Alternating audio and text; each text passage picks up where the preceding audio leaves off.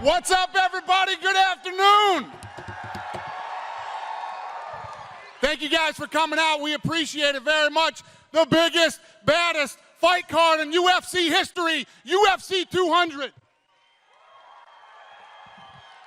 Who has the first question?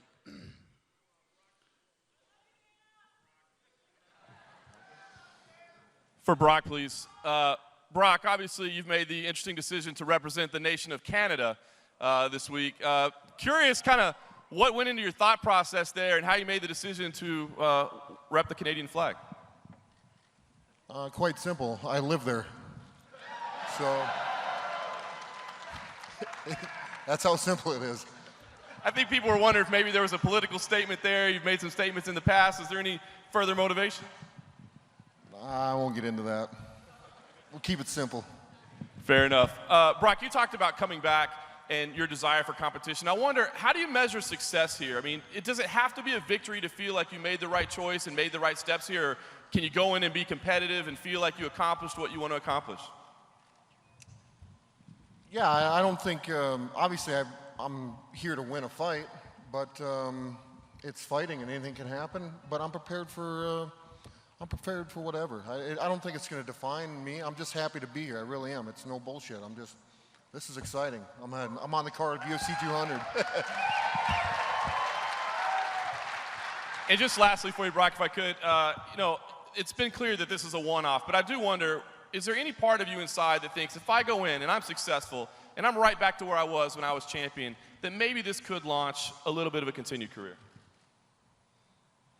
Oh, this may be a teaser. I don't know. We'll see what happens. I have no idea. I never say never, you know. We'll see. Thanks, Brock. And then just quickly, if I could, I wanted to ask Frankie Edgar and Jose Aldo both, please. This is a championship fight, but of course the interim title's on the line. I wonder, and we'll start with Frankie, when you feel like a decision should have to be made regarding Conor McGregor and the 145-pound title. A lot of people seem to think that he's not coming back to the division. The UFC thus far has allowed him to hang on to the belt. When do you think something has to be done? Is it after UFC 200? Is it after UFC 202? When does this decision need to be made? We'll start with Frankie. I mean, obviously, this decision's not up to me, and I imagine after 202 they're going to have to decide. If he doesn't come back down then you know, the title becomes vacant. Otherwise, he's got to defend it. I mean, it's pretty simple. Para mim essa luta já significa o próximo campeão. Acho que Conor McGregor, se ele tá ou não, eu acho que desses dois vencedores aqui que vai ser o campeão futuro. I think that this fight is for the next champion, Conor McGregor or not. I think this fight will define the next champ. Okay, guys, I got a question for Brock Lesnar. Brock, over here. Obviously, we saw you got your blue belt in Brazilian Jiu-Jitsu. I'm just curious, when you look back at your grappling ability before, obviously you were a top-level wrestler to now where you've actually picked up a lot of Brazilian Jiu-Jitsu and now you're a blue belt. What do you see as the difference? Where do you see yourself now in your grappling ability compared to back when you finished out your career? Well, obviously my goal is to be a 5th-degree black belt. No, to me, jiu-jitsu is fun. It's part of the game. Along with stand-up, you train in all disciplines. So, I mean, it was time for Compredo to, I guess, I never asked for it, nor do I don't really care if I have a belt or not. I guess not to be, to downgrade it or anything. I think it's just, it's a process I don't know, it's just a label. And for me, it was an honor for Compredo to actually bring it up. And he said it's time for me to issue this to you. So I never thought twice about it. Obviously, a lot of people know you because you're a great grappler, a great fighter, but obviously Mark's got the advantage in the striking. I'm just curious, did you continue to work on your striking after you finished your career with the UFC and while you were in the WWE? Did you keep training on your abilities? And how long have you been training in the striking, and who have you been training with, and how often would you do it?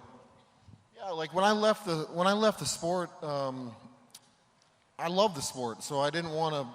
It's just been a part of me, so I never really left. I've worked with Pat Barry, Greg Nelson.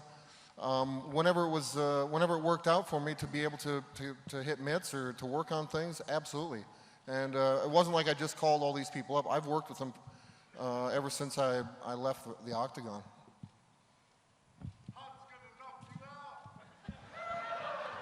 For Daniel and John, appreciate it. Can you give me 2 qualities in each other that you guys appreciate in your opponents? Maybe start with John.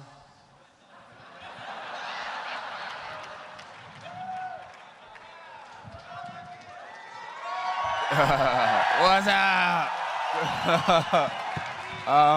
Qualities. He has a very punchable belly. That's one. He's a good competitor. He's a good fighter.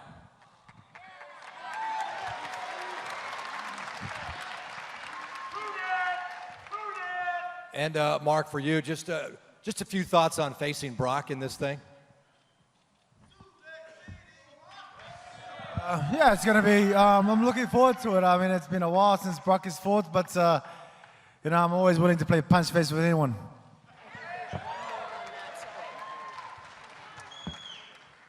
John, this is for you. You've said that this fight with Daniel, if he loses, he pretty much fades out of the picture. If you lose this fight, where does that put you? Well, I really don't envision losing this fight, but I'm also aware that this fight isn't a make or break my career type situation. You know, I'm 28 years old. I have just under maybe 10 years left to fight in me. A lot of the great champions and sports have taken L's before, but losing is really not in my psychology. I'm just aware that if it were to ever happen, my career isn't based off of one fight when I have so much more to go. Where in his situation, at his age, and the fact that he lost to me once already, that, you know, another loss by me just would really do some devastation to his legacy.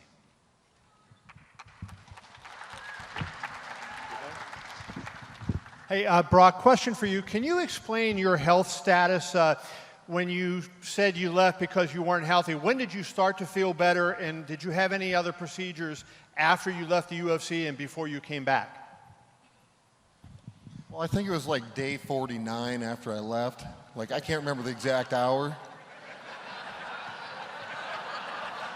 I feel fucking awesome. Why does it matter? I'm here.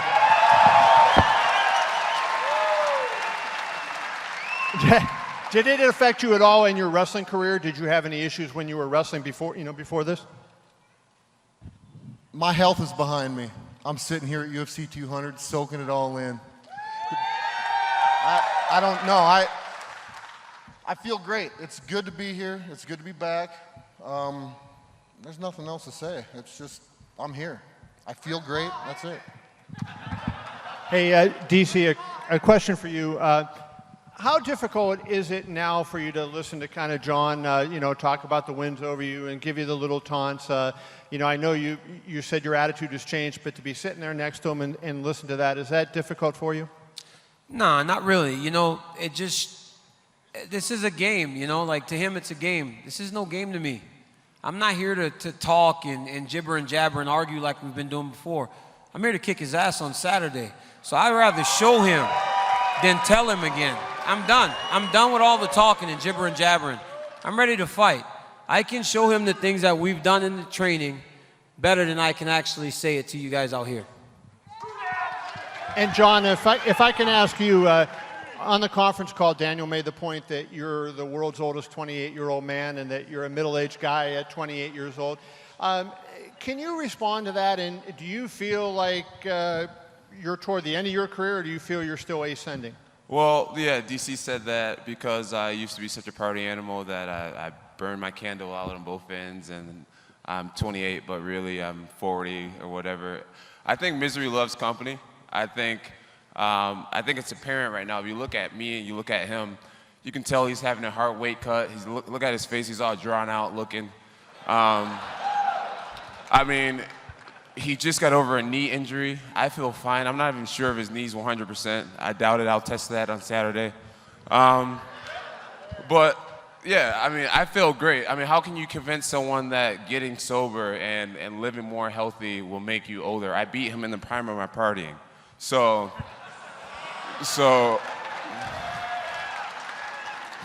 we'll see. We'll see who's the 40-year-old on Saturday. And John, you have had a string of decisions. When you won the title, you had a lot of finishes right away. Now you've had a string of decisions. What do you think the difference is between finishing a guy and just going the 5 rounds and getting your arm raised at the end in a decision? Yeah, I definitely went through a spree where I was finishing everybody, some legends of the sport. And my last 4 fights have been by decision. You know, I don't like the fact that I'm going to decision a lot. I think it's just my maturity and martial arts. You know, I just play the game really smart, and I know that Open St. Preux was definitely the fight that I should have finished. And I'm going to try to make up for that one on Saturday by finishing DC. I really feel like I can do it. Thank you, John. And Kane, if I could ask you a question. Kane, you're similar, I guess, to Brock in a way in that your health has cost you, the ability to hold the championship and cost you whatever. Where do you stand now, and do you feel like your body can hold up to not only the fights that you have, but how you push yourself in training and put yourself through so much in training? Can your body stand up to that much longer? So, as far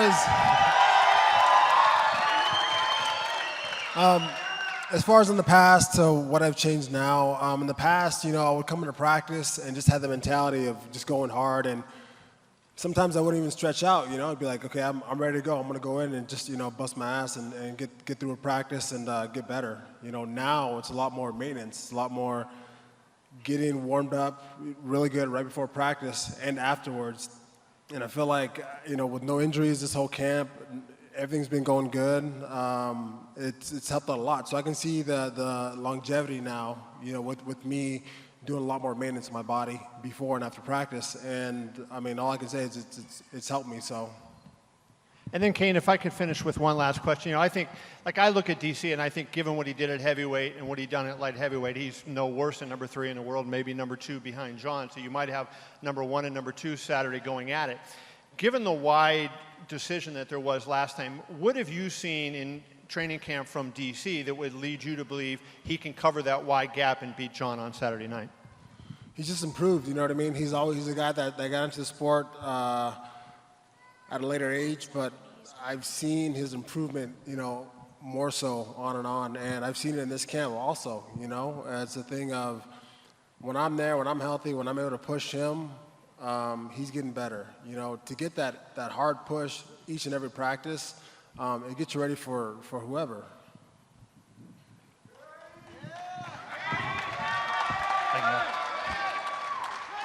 Brock, clearly you're excited to be back here in the UFC, and clearly the fans are excited to have you back. You know the relationship you have with Vince McMahon. If you go to him after a victory and say, hey, I'd like to do this occasionally a couple more times, will he allow you to do that? Can you do that?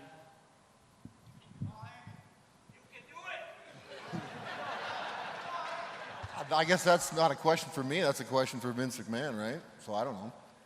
We'll get through Saturday and see what happens. I have no idea.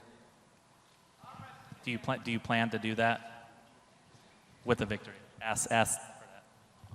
After Saturday, I think I'm booked for August, so I don't know. We'll get through Saturday. We'll see what happens. I don't know. Great. Misha, for you,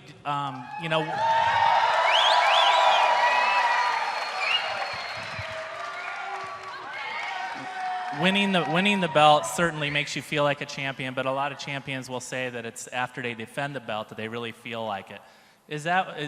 Will you feel like that champion by beating Amanda, or will you still, knowing that Ronda and Holly are still out there wanting fights, how do you balance all that? Truly, I want to beat all the best in the world, but Amanda's the first step in sealing that legacy. So right now my focus is on Saturday, on beating Amanda. I think that's going to solidify my spot as the champion, and then we'll go from there. What do you like about the matchup against Amanda? I just think I have more tenacity, I have more heart, more determination to be here and to stay here, than she does. She has a tendency to break in fights, and I have a tendency to break people in fights. So I think it's a good matchup.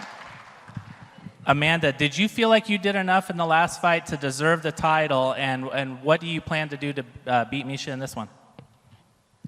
Yeah, I think 3 in a row, and I did my work, I win the fight, and I deserve the title shot. And Saturday night, you guys are gonna see a new champion. You obviously follow the division as closely as anyone. Is Misha the best fighter in the division by your definition? Yeah, I'm gonna fight the champion. Misha is the best in the line right now, and I'm gonna beat her. Great, thank you guys. This is for John and Brock. Both of you fought at UFC 100. I was wondering if there was a story or a memory from that night that each of you had, and as you see the growth of the sport, that was a big night, but this is even bigger. Your thoughts on how much the sport's grown to get to UFC 200? I remember UFC 100. I fought Jake O'Brien, and I remember being so nervous because I felt like I had a new expectation, where before I was so new, I had no expectations. And then I had beat Stephan Bonner, and everyone was like, let's see if this kid can do that again. So I just remember feeling really nervous going into that fight, really trying to outperform myself. And I also had a chip on my shoulder because Jake O'Brien got to wrestle for Purdue. He went Division I, and I didn't go Division I. I always wanted to. That was my first challenge when it came to a wrestler, being able to out-wrestle a wrestler who did so much more than me during their collegiate career. And sure enough, I stopped all of Jake O'Brien's takedowns and ended up submitting him in a front headlock position. So I was just really proud of that, and I just remember the magnitude of the card, and now to be here headlining 200 is just such a great honor, and I'm going to do my best with this opportunity.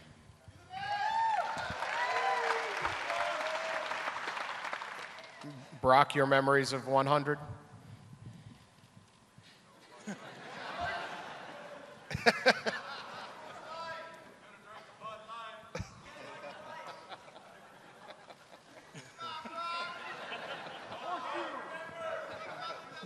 I got lots of memories, but I guess the one that sticks out the most is solidifying my heavyweight championship, avenging the loss against Frank Mir, being very excited to get my hand raised at the end, and saying some things that are very memorable.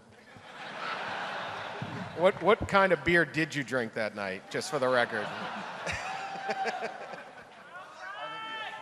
Go ahead. I actually had 2 different kinds that night. One for the public to see and one for me to enjoy.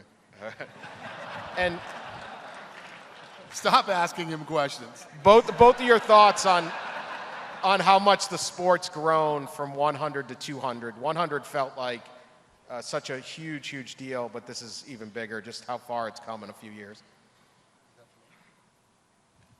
Is that for me? Yeah. Well, I mean, I think the credit goes to a lot of the credit goes to the fighters, and I think Dana would agree that without his stable of fighters and his backbone with the Fertittas, this company wouldn't be where it is today, and I think none of you sitting out there can disagree with that. So without the fighters, the UFC would be nothing, and without a promoter like Dana, I mean, it's came a long ways. Obviously, I mean, just look where we're at. We're getting covered by ESPN. We're all over the world now. So I mean, it's pretty plain and simple. I think everybody's done a good job. For Misha and Amanda, both of you, did you watch UFC 100? And at the time, it would be almost impossible to envision that you'd be here fighting on 200. What are your thoughts on if you watched and just being here? Yeah, of course I watched UFC 100. It was a great night of fights, and I just remember thinking then that my dream was to get there one day. So today is that day, and it's been that day for a few years. So UFC 200 is going to be, I mean, it's huge. It's anticipated to be the biggest fight card in UFC history, and I think it's amazing that the UFC has given the women the opportunity to have such a strong presence on this card. And I want to go out there and defend my belt in the fiercest way possible to prove exactly why we deserve to be right where we are.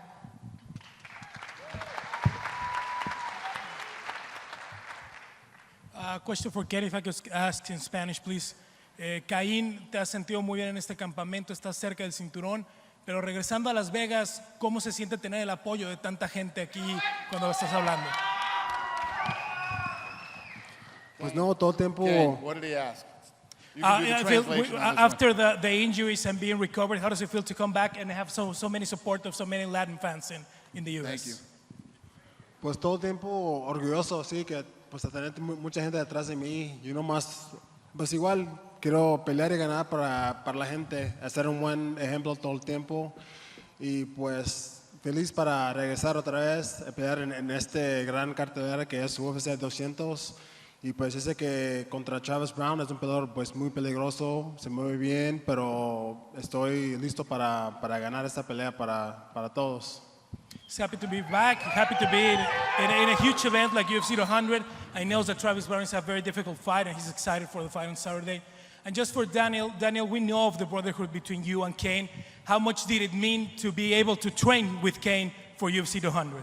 I have to have him. You know, anytime. I've had a lot of success in this sport, and you know, obviously Cain's injuries have been well documented, and I've had success still. But when you're fighting someone like Jones, you've got to have your best training partner. You've got to be pushed day to day. You have to be working at a level that you haven't really worked at before. So having Cain there, where there are very few days where I actually get to win, you know, and it helps me deal with adversity. It helps me raise my level of intensity. It just does everything. It actually means the world to me to have him in preparation for this fight.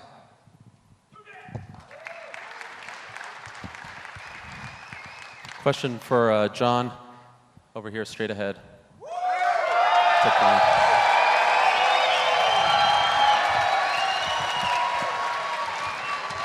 Give it up for Hawani, ladies and gentlemen. Area Hawani, the one and only. Obviously, this rematch is still sort of closely tied to what happened last year to you. Do you feel like you can only really get over that incident once this fight is over? Like finishing this fight officially closes that chapter in your life? Yes, that's totally how I feel, yeah. Had a long year, really long year. Court cases and lawsuits and just a whole bunch of stuff, you know? Yeah, forget about it, right? I think a big part of me forgetting about it and being able to move forward in my life is by redeeming myself completely, doing the right things in the future. But getting this belt back is a huge part of that, and that's what I'm going to do. And a question for Daniel.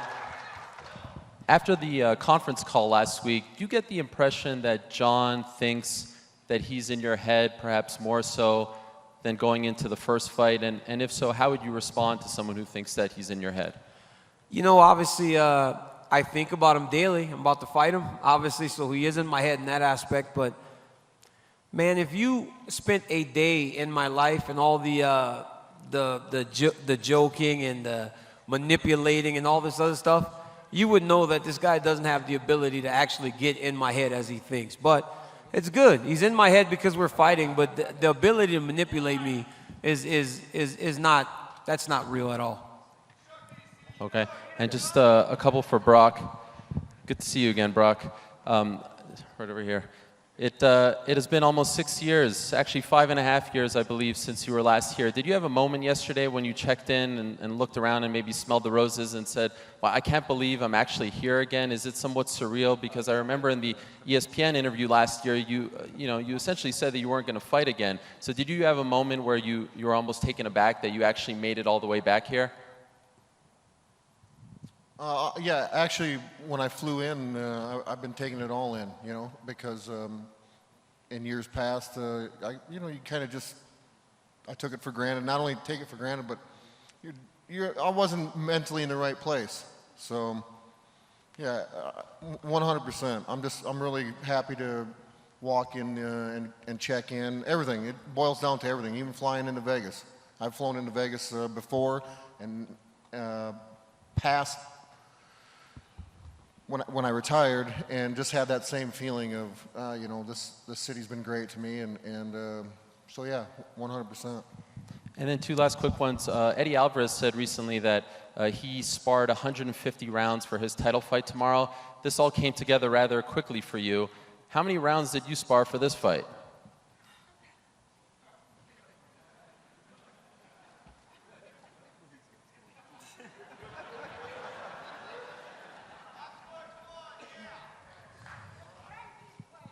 I don't think Brock's going to answer you. Okay. All right. That was free. Was that, what did you say?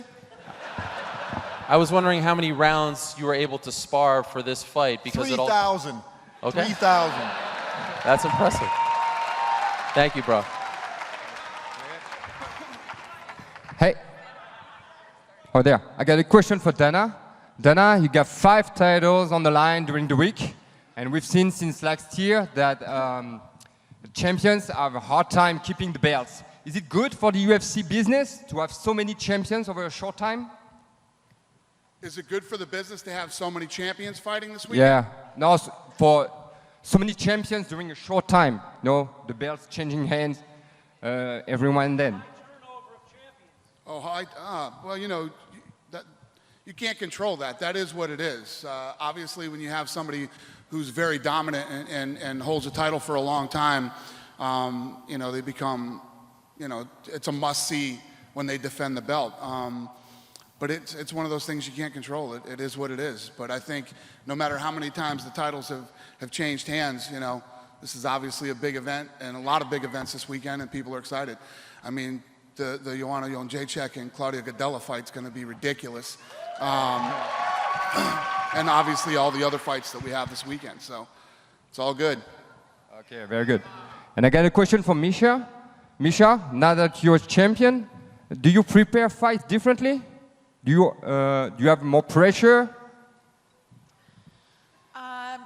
The only thing that I could say that I did differently to prepare for this fight is working with a new sports doctor that really got all my nutrition and everything on point, and working with a hypnotherapist. So my sports doctor is Dr. Jonathan Edwards. My hypnotherapist was a mental coach, Mark Savard. And that's really the only thing I did different. I feel like physically we all prepare really, really hard, but you know, what are we doing mentally? Everyone says that the fight is 90% mental, 10% physical. So, you know, I just wanted to strengthen a strength of mine, and that's really the only thing that I could say that I did differently. Otherwise, the training was just as good as it always is. Okay, thanks. Last question for Travis. Travis, do you feel with the win against Velasquez, you're in top spot to challenge for the belt? Yes, sir. He's, you know, I've said that this is my championship fight. You know, I feel like he's the toughest matchup for me in the division. So yes, I believe I get a shot after this fight. Okay, thanks. We'll take one more question. First for Amanda. Misha's been saying a lot in the lead up to this fight that you mentally break and all that. What would your response to that be? I think it's not true. I think, let me see. Alex David, can you help me? I don't understand the question. Can you help me, please? Go ahead. Yeah. Can you do it again? The question was, a pergunta foi se você acha que você quebra mentalmente, que a Misha tem dito que você quebra mentalmente durante as lutas. It's not true. You know, I'm going to show everybody. I'm going to take this belt and wait for Saturday, and then we see if it's true or not. And then last one for you, Dana. UFC 100, you did $100,000 fight night bonuses. At UFC 129, you did $129,000 fight night bonuses. Are you going to do $200,000 fight night bonuses for this event? No, bonuses are the same. No, these people are making a lot of money now, man. No. I'm knocking them down to $25,000 for this fight. Thank you guys very much for coming. We appreciate it. I'll square these guys off.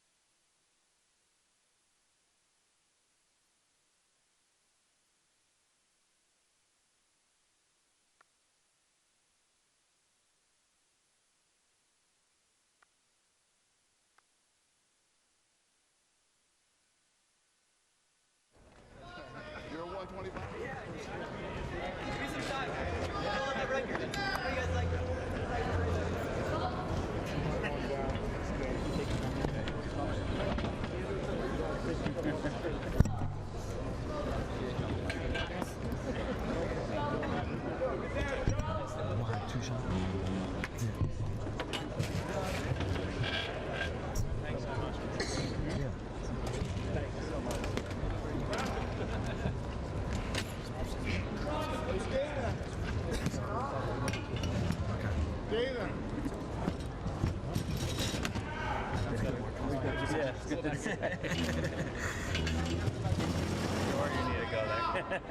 go back to your seat. Go back that way. What's up, bro?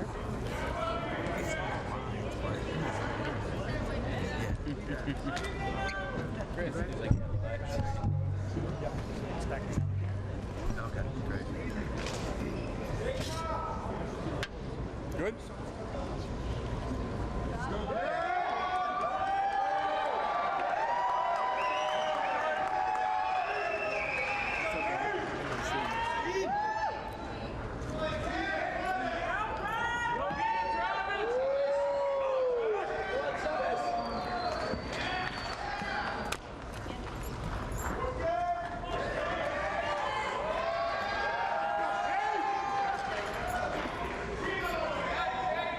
Awesome. Face forward, you two.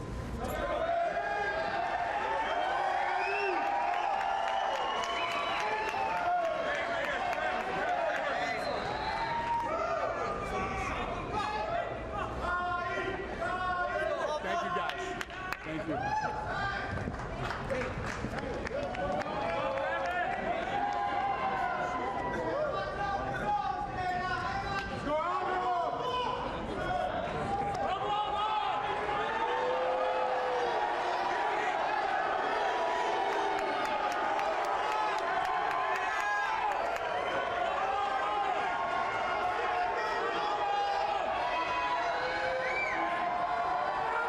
Awesome, you two. Awesome. Face forward.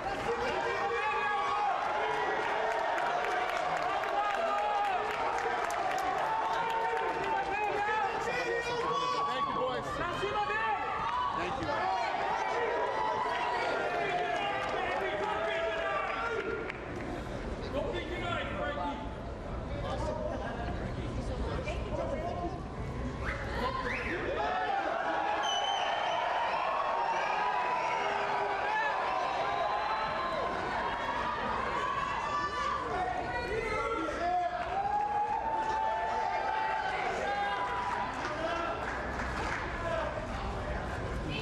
Awesome, you two. Face forward, hey. Face forward.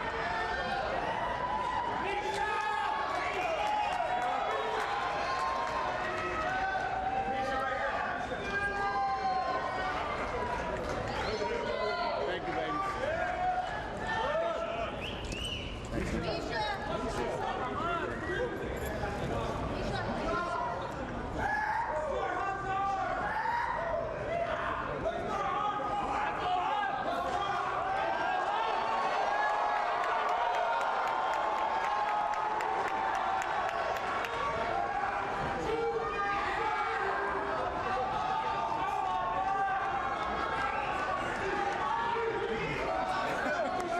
Face forward. Face forward.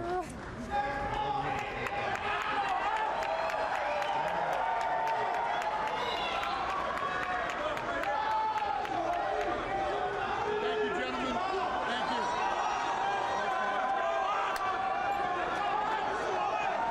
Stretch it out. Get ready.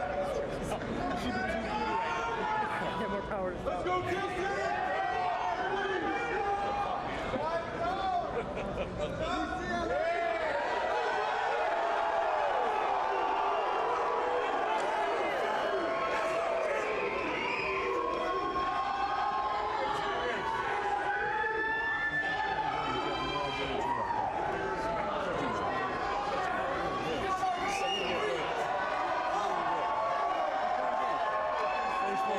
You continue to play games.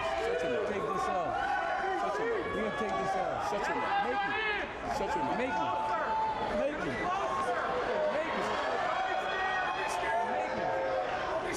Make me.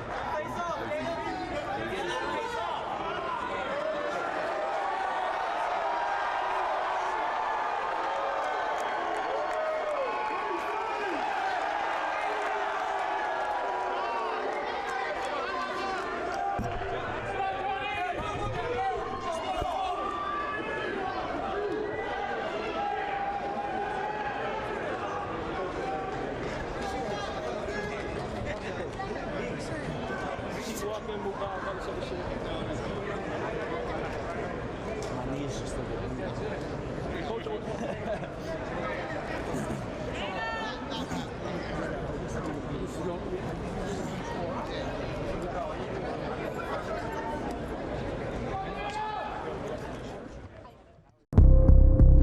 It's time. All the hard work and dedication. Yo, me. I'm a champion! Come on, DC! It's time. Let's go!